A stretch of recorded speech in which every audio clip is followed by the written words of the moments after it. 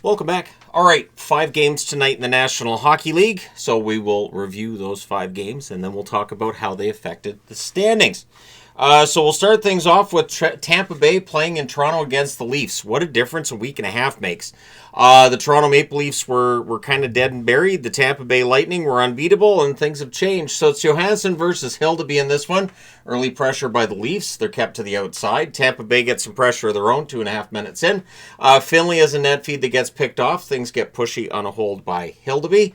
Lorentz has a chance in close. That's held. Stetcher prevents a goal by Braden Point, who was right there in the crease, ready to bury it. Tampa with some heavy pressure at 5.5 minutes. They got off to a very good start. They had 7 of the first 10 shots 6.5 minutes into the game. The Leafs get pinned down. They're doing their best to block the path to the net. We then get a power play for Toronto. That's killed off. And seriously, Hildeby in that first period was very busy. He was also very good. Then at 16:26, Riley buries one as he's going down. Cowan and Tavares with the assist. So kind of a highlight reel goal by Riley there. And it's 1-0 Toronto. Leafs press for another. Bjorkstrand fires one wide on a rush. It stays 1-0 Toronto after one. Second period, there's an early near miss by Girgensons. Yarncroke's then denied on a rebound at the other end. There's a post for Tavares as the Leafs get some pressure. In fact, shots are 4-1 Toronto 4 minutes into the period. There's a press by Tampa at 6 minutes. Matthews then has a wraparound chance. That's saved. McMahon has a net drive chance. That's held. Pressed by Tampa with 6.5 minutes left. The shots are 7-4 for Toronto with 6 minutes left. Stetcher blocking shots continues on throughout that portion of the game as well. Murmiston has a tip shot. That's held. With 1:17 left, Tampa goes to the power play. So it stays 1-0 Toronto after 2. Tampa's power play rolling over to the third period. The Leafs do finish the kill. Things get pushed in a hold by Hildeby after it's done. Tampa presses at 1.5 minutes. We have a fight between Crozier and Joshua. Then one of these weird things in the game where at this same time as these fights are taking place, there's 5 minutes given to Gonsalves. It's reviewed. He's gone. McMahon also gets 5 minutes for a high stick. He's gone. We'll see if the Department of Player Safety has a hearing for either of them. I don't know that they will. I don't know that they cross that line to where anything beyond the game, the match penalties they got, that there should be anything else handed out, but we'll see. Matthews is then denied from close when we get back to the hockey portion of the game. Shots are 4-1 Tampa at 6 minutes. The teams trade turnovers. Domi has a one-timer. That's blocked out. Tampa presses with 8.5 minutes left. With 4:57 left, the Leafs get a power play. That's killed off, but it takes 2 more minutes off the clock. Goalie pull happens with 2.5 minutes left. With 1:28 left, Tampa calls a timeout. There was a post for Radish. Hildeby ends up holding onto the rebound. And then at 19:59, just before the clock runs out, Matthews hits the empty net to make your final score 2-0. Chess Magnets on the board because 3 goals or less. Tony the Tigers on the board because Hildeby was great. I said I liked Hildeby as a goaltender. Shots on net, 15-10 Tampa in the first, 8-5 Toronto in the second, 9-6 Tampa in the third. Final shots 29-24 for Tampa. Power plays Tampa 0-1, Toronto 0-2. The hits 20-16 Toronto. Johansson saved 22 out of 23. He was good. Hildeby was better. 29 saves on 29 shots for what I do believe is his first career shutout. So good on him. And if it's not his first career shutout, still good on him. All right, next up. LA and Utah. Kemper versus Vermelka in this one. Moore has a net drive chance. That's held. Power play for the LA Kings. That gets killed off. Shots are 2 apiece at 4.5 minutes. We get a power play for Utah. That gets killed off. No shots on net there. Boot is denied on a rebound. Kemper holds there. Danil Boot has been very good in these games for Utah. That puck's going to start going in the net for him. But at 7:50, it's LA opening the scoring. Kempe with a backhand on a net drive scores from Fiala. Dumoulin then has a shot that's held as the Kings are pressing, looking for another, and they would get it just past the halfway mark at 10:08.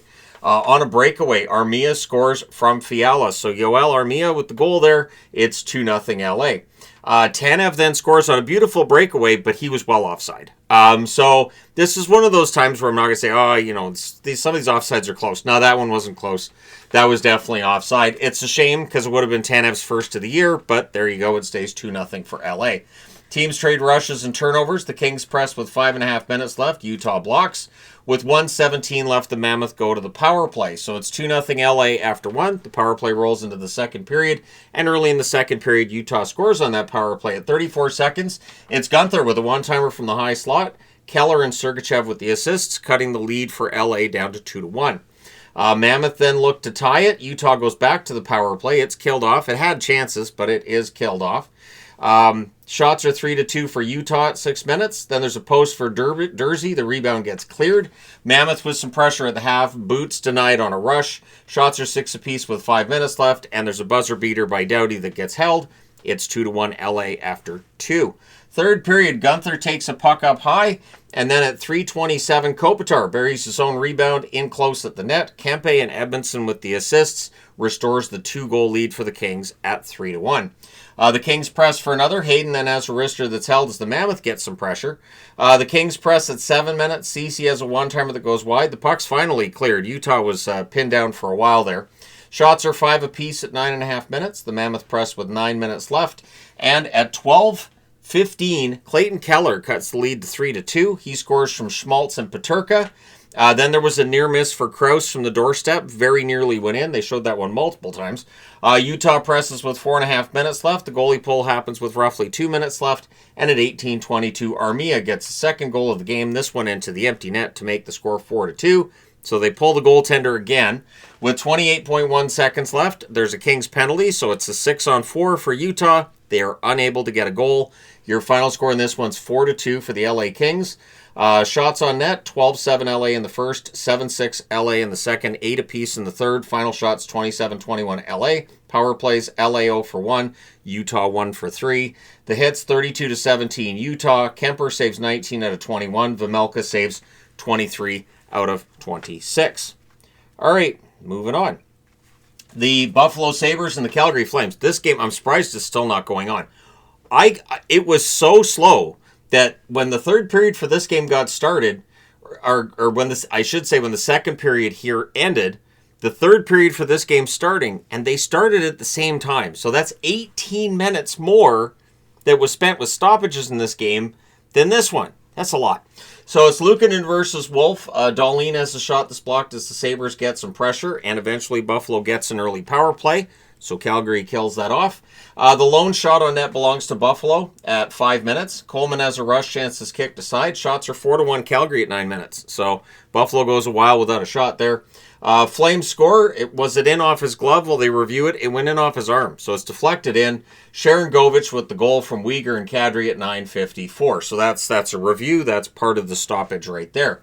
Sabres go back to the power play. That becomes a minute and 19 seconds of 4-on-4, which then becomes 32 seconds of a 5-on-3 for the Flames. And they score during the 5-on-3 with 1 second left in it, actually.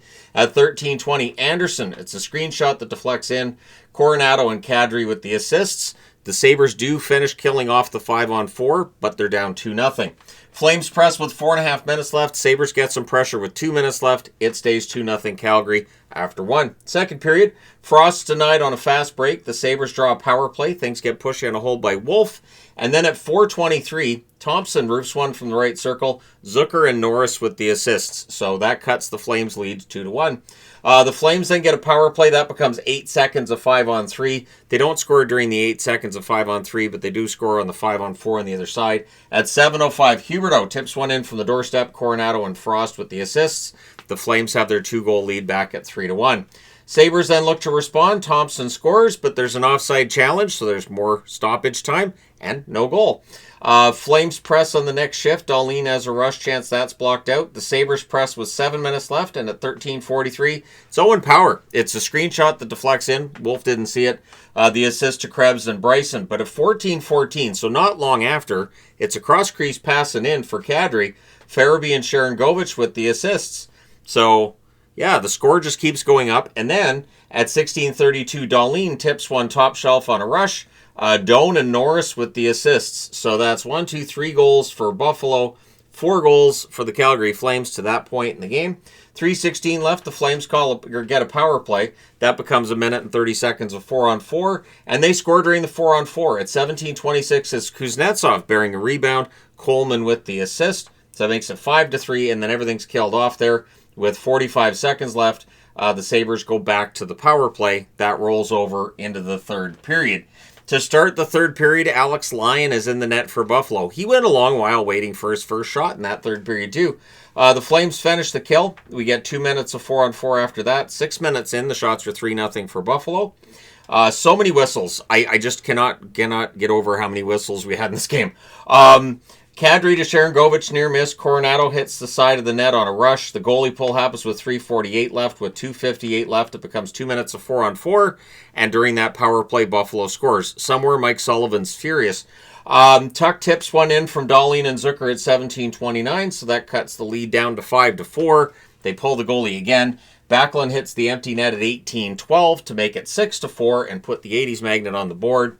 And then at 19:53, Sharangovich hits the empty net again.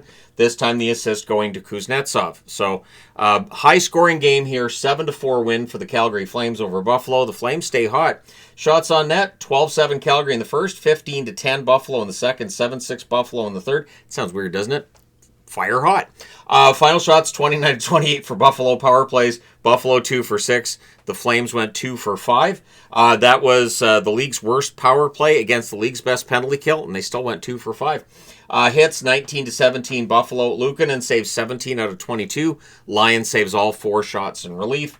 Wolves saved 25 out of 29 in the victory for Calgary. All right, let's go to board number 2. All right, next up, Detroit and Vancouver. A very fast game. Very fast game. Gibson versus Lankinen, early press by the Canucks. Detroit gets some pressure of their own at 2 minutes. Ratu can't bury one in close. Gibson holds there. Shots are 4-1 Vancouver at 5.5 minutes. The Canucks press halfway through the period. DeBrincat fires one wide on a net drive by Detroit. Myers then has a rush chance. That saved. And then at 14-14, Van Riemsdyk stays hot. I think this is a 4-game goal-scoring streak for him. He goes backhand in close to open the scoring for Detroit. The assist to Compher and Rasmussen. The Canucks then draw a power play. That's killed off. It stays 1-0 Detroit after 1. Second period, the Canucks press at 2 minutes. We get a power play for Vancouver. That's killed off.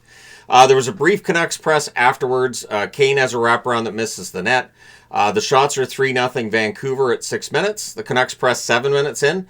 The Wings, though, I thought did a pretty good job of boxing the Canucks out and making sure a lot of those chances weren't from the doorstep. Fast game, few whistles at this point still. Shots are 6-3 for the Canucks with 5.5 minutes left. And at 15-15, Andrew Kopp, he scores. I think it's back-to-back games for Kopp. It's a tip from the doorstep for him. Sandin Pellikka and DeBrincat with the assists. That Sandin Pellikka is pretty good. Who had that draft pick? Anyways. Then at 15-51, Danielson. It's a point shot tipped in by him as well. Sandin Pellikka and Kasper with the assists. Canucks press in the final minute, but it's 3-0 Detroit after 2. Third period. Tolopilo's in the net for the Canucks. I'm going to say what I said to a friend of mine tonight. I would be fine with the Canucks deciding to move on, trade out Lankinen if they can find a taker, and make Tolopilo the backup when Demko's back. I'm fine with it. This is a team that is not in the hunt for a playoff spot. I'd like to see what Nikita can do at the NHL level over an extended period. Anyways, the Canucks with an early press. Things get pushed in a hole by Gibson. Edvinsson has a shot that's deflected out.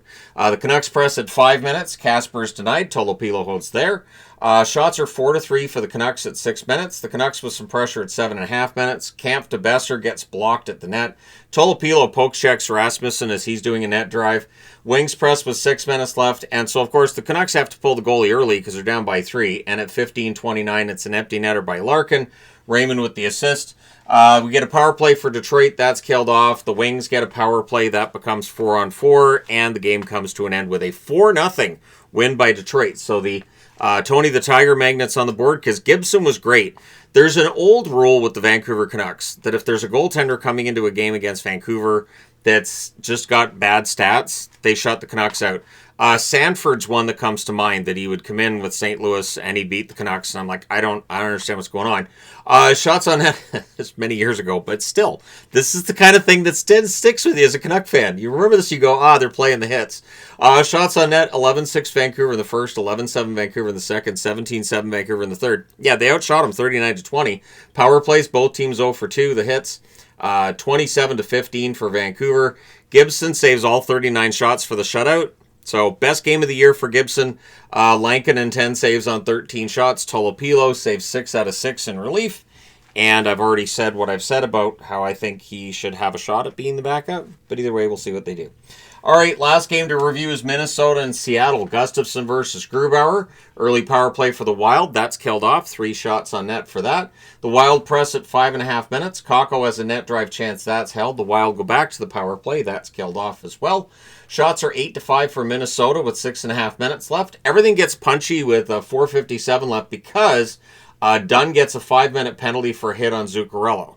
Then they review it, and they take that penalty off the board altogether, and the Kraken come out of that with the power play. So this is something we've seen happen where there's a big hit, the team reacts to that big hit, even though there's initially 5 minutes given on the play, that penalty doesn't count, and the reaction, the retribution, the retaliation is what's called.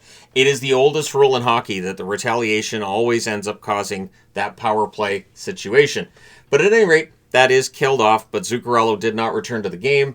We'll see how long Zuccarello's going to be out. That's going to be tough for Minnesota if they lose him again for any extended period. Mahura has a one-timer that's caught and held. The Kraken press in the final minute. We have no goals in that first period. We go to the second. 1:18 in. Eriksson Ek opens the scoring. Matt Boldy with the assist, so 1-0 Minnesota. The Wild then get a power play pretty shortly thereafter. Seattle does kill that off. Shots are 5-2 for Minnesota at 5 minutes. We get a power play for Seattle, and 8 seconds into that power play, they score.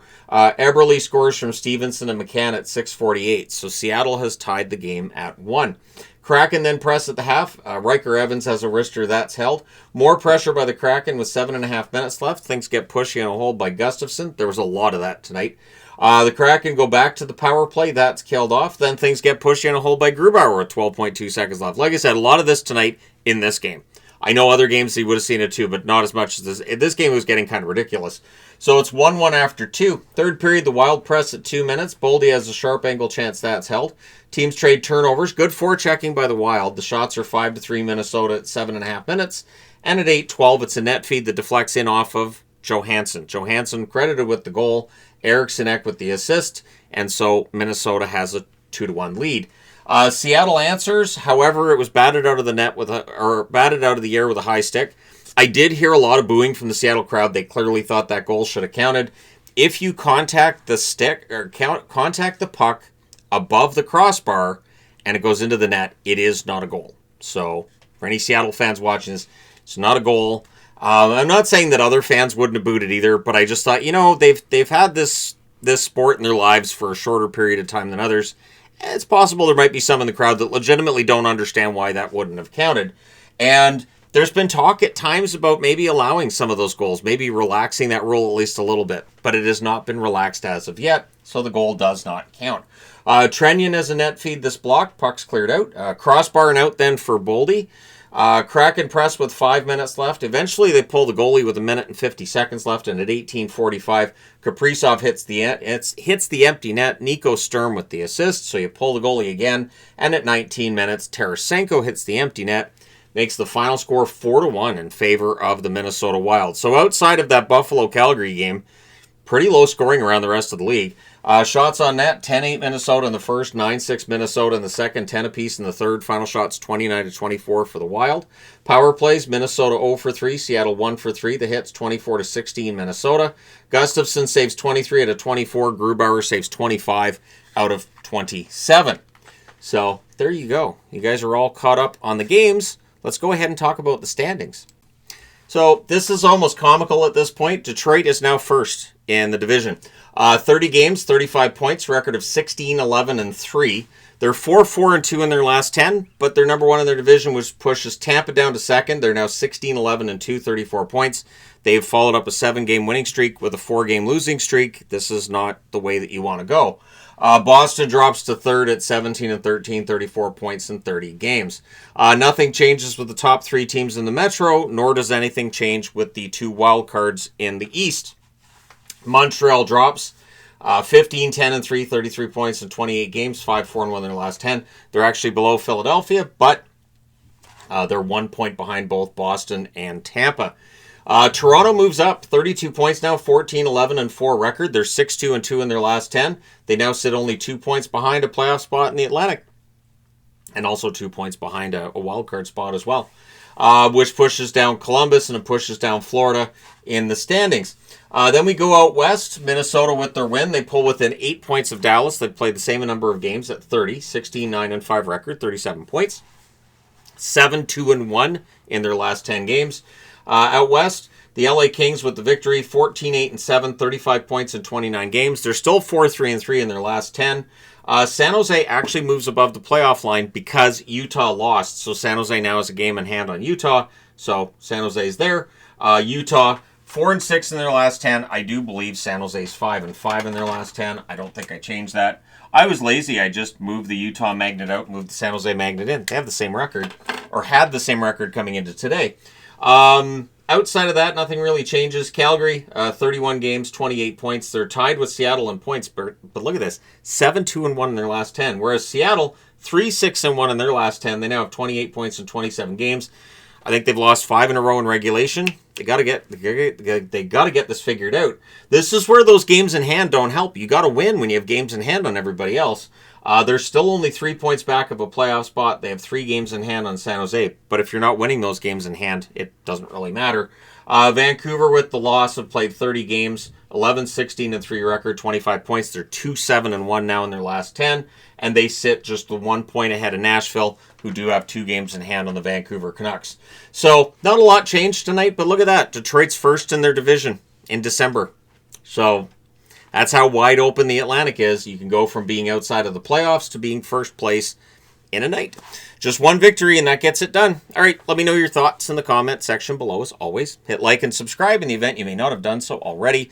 Thank you guys so much for all your support. It's greatly appreciated. I will talk to you again soon.